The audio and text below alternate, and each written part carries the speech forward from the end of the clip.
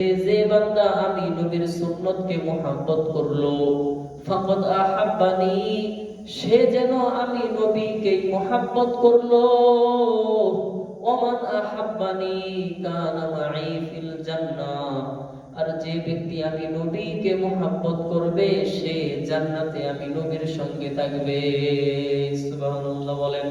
এজন্য নবী আলাইহিস সালাম অপর একদিন মসজিদে নববীর মধ্যে বসা ছিলেন। সাহাবায়ে কেরাম সম্মুখে বসা। এমন সময় নবী আমার সাহাবীদেরকে বলে, এই সাহাবীরা রে, মনোযোগ দিয়ে শুনে নাও। আল্লাহুম্মা ইরহাম খুলাফাই, হে আল্লাহ আপনি আমার খলিফাদের উপর রহম করুন।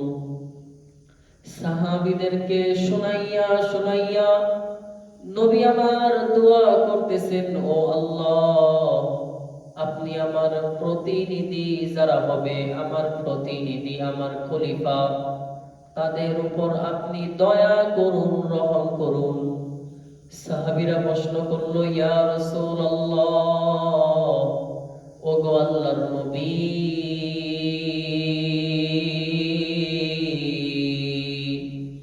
আপনার খলিফা আবার কারা? পৃথিবীর জমিনে আমরাই তো আপনার সঙ্গে থেকে ইসলাম প্রচার প্রসার করেছি, আপনি আমাদের জন্য দোয়া করলেন না, কিন্তু আপনার খলিফা যারা হবে, আপনার প্রতিনিধি যারা হবে, তাদের জন্য দোয়া করলেন।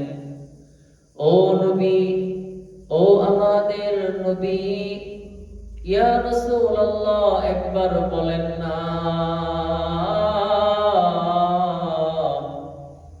আপনার খলিফা, আপনার প্রতিনিধি কারা? কোন শ্রেণীর মানুষ এত সৌভাগ্যবান যাদের জন্য আপনি নবী দোয়া করলেন? নবী এমন সময় নবীজি বললেন, সাহাবীরা রে, কান খুলে শুনে নাও, আমার খলিফা, আমার প্রতিনিধি হলো তারা, আল্লাযীনা ইয়াতুনা মিন বাদি, যারা আমার পরে পৃথিবীতে আসবে, ইউহাদ্দিসুনাল আহাদিসি ওয়া সুন্নতি, যারা মানুষদের মাঝে আমার সুন্নত এবং আমার হাদিসকে প্রচার করবে, তারাই হলো আমার খলিফা। সুবহানাল্লাহ বলেন। এজন্য পৃথিবীর জমিনে যত কাজ রয়েছে, যত কর্ম রয়েছে, আল্লাহর কালামের খেদমতের পর হলো নবীর হাদিসের খেদমত করা, আল্লাহর নবীর হাদিস সুন্নাতকে মুহাব্বত করা। পৃথিবীর জমিনে যারা আল্লাহর নবীর হাদিসগুলোকে মুখস্থ করে জাতির কাছে, উম্মতের কাছে পৌঁছিয়ে দিবে, নবী বলেন এরাই হলো আমার খলিফা। আমার পরে এমন একদল মানুষ পৃথিবীর জমিনে আসবে, আমি নবীকে না দেখে এত বেশি মুহাব্বত করবে, ওই সমস্ত আশিকিনে উম্মতরা নিজেদের জীবনের সমস্ত অর্জিত সম্পদের বিনিময়ে, নিজেদের জান মালের বিনিময়ে একবার আমি নবীজিকে দেখার আকাঙ্ক্ষা করবে। সুবহানাল্লাহ বলেন। এমন উম্মত পৃথিবীর জমিনে আসবে, এমন আশিকিনে উম্মত আমি নবীর পাগল দুনিয়ার জমিনে আল্লাহ পাঠাবেন। নবীজি বুঝাইয়া দিলেন, এর সাহাবীরা রে, শুধু তোমরাই আমি নবীর প্রেমে পাগল হও নাই, তোমাদের যুগ চলে আসবে, এর পরের যুগের মানুষগুলো এত বেশি আশা আকাঙ্ক্ষা করবে, হায় রে যদি রহমাতুল লিল আলামিনকে দেখতে পারতাম। পৃথিবীর সমস্ত সম্পদের বিনিময়ে, নিজের জান এবং মালকে কুরবান করার বিনিময়ে এত বেশি মুহাব্বত আমি নবীকে করবে। আমি নবী ঘোষণা দিয়ে দিলাম,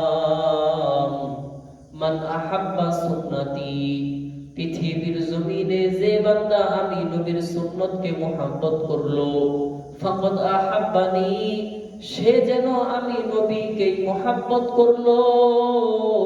ওমান আহাব্বানি কানা মাই ফিল জান্নাহ, আর যে ব্যক্তি আমি নবীকে মুহাব্বত করবে সে জান্নাতে আমি নবীর সঙ্গে থাকবে। সুবহানাল্লাহ বলেন। এজন্য নবী আলাইহিস সালাম অপর এক হাদিসের মধ্যে বলেন, আল মারউ মাআ মান আহাব্বা, তুমি যাকে মুহাব্বত করবে তার সাথে কিয়ামতের ময়দানে থাকবে।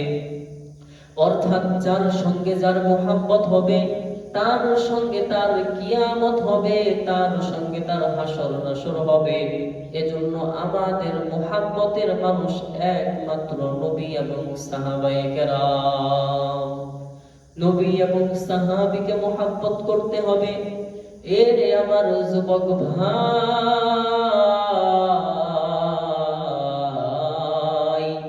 পৃথিবীর কোন বস্তুর মায়ায় পড়ে, কোন বস্তুর আসক্ত হয়ে, কোন জিনিসের প্রেমে পড়ে, পৃথিবীর কোন শক্তির প্রভাবে তুমি তোমার গালের মধ্যে নবীর সুন্নতদারি তার মধ্যে অস্ত্র লাগাইলা। এরে আমার নবীর উম্মতের দল, নবী আমার বলেন, মান কুতিয়া লিহিয়াতি, যে ব্যক্তি দাড়ির মধ্যে অস্ত্র লাগাইলো সে যেন আমি নবীর কলিজার মধ্যে অস্ত্র চালাইলো। নাউজুবিল্লাহ বলেন। এজন্য যুবক ভাইদের অবস্থা এমন হয়ে গেছে, এদেরকে দেখলে বোঝাই যায় না মুসলমান নাকি অন্য কোন ধর্মের সন্তান। এদেরকে দেখলে বোঝাই যায় না পৃথিবীর জমিনে মুসলমান আল্লাহ এবং তার রাসূলকে চিনে না। এমন মুসলমান হইলাম আমরা ভুলে গেছি আমাদের রবকে, ভুলে গেছি আমাদের দ্বীনকে, ভুলে গেছি আমাদের আদর্শ কি হবে, আমাদের নবীকে আমরা ভুলে গেছি। যেদিন থেকে আল্লাহর নাফরমানি করলাম, আল্লাহর ইবাদত, আল্লাহর গোলামি করা অপছন্দ করলাম, নামাজকে ছেড়ে দিলাম, পৃথিবীর সমস্ত তাগুতি শক্তির গোলাম আল্লাহ আমাদেরকে বানায় দিলে। কথা ঠিক না? আমরা যখন আল্লাহর নাফরমানি করলাম, আল্লাহর ইবাদতকে অপছন্দ করলাম, আল্লাহ বলেন যা পুরো পৃথিবীর গোলাম হবি মুসলিম জাতি। সাহাবায়ে কেরাম নবী আলাইহিস সালাম আল্লাহ তাআলার হুকুম আহকাম নবীর সুন্নাত গুলো এমন ভাবে আঁকড়ে ধরতেন, এজন্যই তো তারা জান্নাতি। সাহাবী আবু হুরায়রা সেও একজন যুবক, সাহাবী আলী রাদিয়াল্লাহু আনহু তিনিও ছিলেন যুবক। এই যুগের যুবক ছেলেও তো একটা যুবক। যুবক ছেলেদের আদর্শ, তাদের হাঁটা চলা, তাদের কথা, তাদের আচরণ, তাদের চুল কাটার ডিজাইন, এইগুলো দেখলে মনে হয় না তারা মুসলমান। গায়ের পোশাক দেখলে মনে হয় না তারা মুসলমান। চাল চলনে, কথা বার্তায় সব দিক থেকে আমরা বেঈমানের অনুসরণ শুরু করে দিয়েছি। ও যুবক ভাই, তোমার গালের মধ্যে দাড়ি নাই, যখন দাড়ি প্রথমে উঠছিল তুমি দাড়ির মধ্যে অস্ত্র লাগাইলা, এটা তুমি নবীর সুন্নতের সাথে গুস্তাখি করলা, নবীর সুন্নতকে তুমি হেয় করলা, তুচ্ছ তাচ্ছিল্য করলা। আল্লাহ তাআলা তোমার উপরে আযাব দিবেন, আল্লাহ তাআলার দায়িত্ব হয়ে গেছে। এজন্যই তো আমাদের উপর, আমাদের দিকে তাকিয়ে তাগুতি শক্তিগুলো চোখ রাঙানো আরম্ভ করলো। যুবক ছেলেদের অবস্থা এত নাজেহাল, সব সময় তারা মোবাইলের মধ্যে আসক্ত, মোবাইল সব সময় তারা গেম খেলার মধ্যে আসক্ত। রোজার মাস চলে আসছে, এই মাসের মধ্যেও পরিবর্তন নাই। তাদের গায়ের গেঞ্জি দেখলে গেঞ্জির পিছনে লেখা থাকে লিওনেল মেসি। এই যে যে ব্যক্তির নাম লেখা, এ কি মুসলিম না হিন্দু না কোন ধর্মের মানুষ? সেই ব্যক্তির নাম তুমি মুসলমান ঘরের সন্তান হয়ে কিভাবে প্রচার করতেছ? তুমি গেঞ্জি গায়ে দিয়ে রাস্তায় যাইতেছ, বাজারে যাইতেছ, ভিতরের দিল, ভিতরের কলিজা, অন্তর, অনুভূতি তোমার নষ্ট হয়ে গেছে। তুমি নিজের খাও, নিজের পরো, অন্যের নাম প্রচার করতেছ। একবার যদি ওই ব্যক্তি জানতে পারে তুমি কূপের মধ্যে পড়ে গেছো আর তুমি মুসলমান, তোমার মাথার মধ্যে একটা লাথি মেরে তোমাকে কূপের মধ্যে ডাবাই দেবে।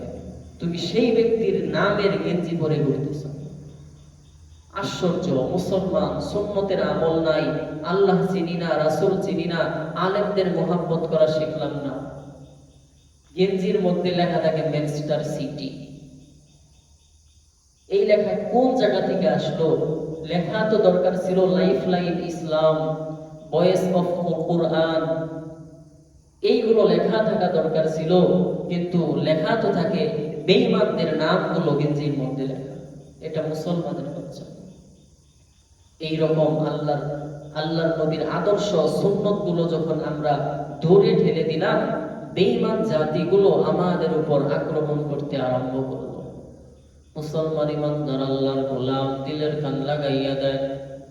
আল্লাহ রাব্বুল আলামিন আজ থেকে ১৫০০ বছর পূর্বে একটি কোরআনে হাকিম নাজিল কইরা দিলেন। এই কোরআনের মধ্যে একটি আয়াতে কারিমা দিলেন। এমন একটি আয়াত রয়েছে যে আয়াতের মধ্যে আল্লাহ বললেন, বান্দারে আমাকে ভুলে যাইবা, আমার হেদায়েতের পথ থেকে দূরে সইরা যাবা, আমি আল্লাহকে যদি ভুলে যাও না, আমি তোমার পিছনে এমন একটা শয়তান লাগিয়ে দিব, ওই শয়তান ফাহুয়া লাহু করিন, এই শয়তান তোমার বন্ধু হয়ে যাবে। নাউজুবিল্লাহ বলেন। আর যখন শয়তান তোমার বন্ধু, তোমার সাথী হয়ে যাবে, আল্লাহ বলেন ওয়ামান আ'রাদা আন যিকরি ফাইন্না লাহু মাঈশাতান দানকা। বান্দারে তুমি যদি আমি আল্লাহর জিকির থেকে, আমি আল্লাহর ইবাদত থেকে মুখ ফিরিয়ে নাও, আমার হাবিব নবীর সুন্নাত থেকে মুখ ফিরিয়ে নাও, হেদায়েতের পথ থেকে মুখ ফিরিয়ে নাও, আমি তোমার জীবনের মধ্যে তোমার জীবনটা আমি দুনিয়াতেই জাহান্নাম বানিয়ে দিব। নাউজুবিল্লাহ বলেন। এজন্য মুসলমানের জন্য দায়িত্ব এবং কর্তব্য হলো নবী আলাইহিস সালামের সুন্নাতগুলো ধরা, নবী আলাইহিস সালামের সুন্নাতগুলো যথাযথ পালন করা, আল্লাহর হুকুমগুলো মেনে নেওয়া।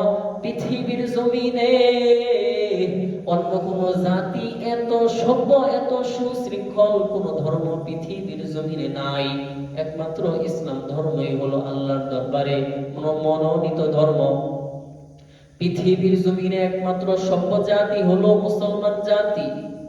আর যুবক ভাই, তুমি যাদেরকে আইডল বানাইলা, তারা কি পরিমাণ দুশ্চরিত্র আর কি পরিমাণ নোংরা তুমি যদি জানতা একবার।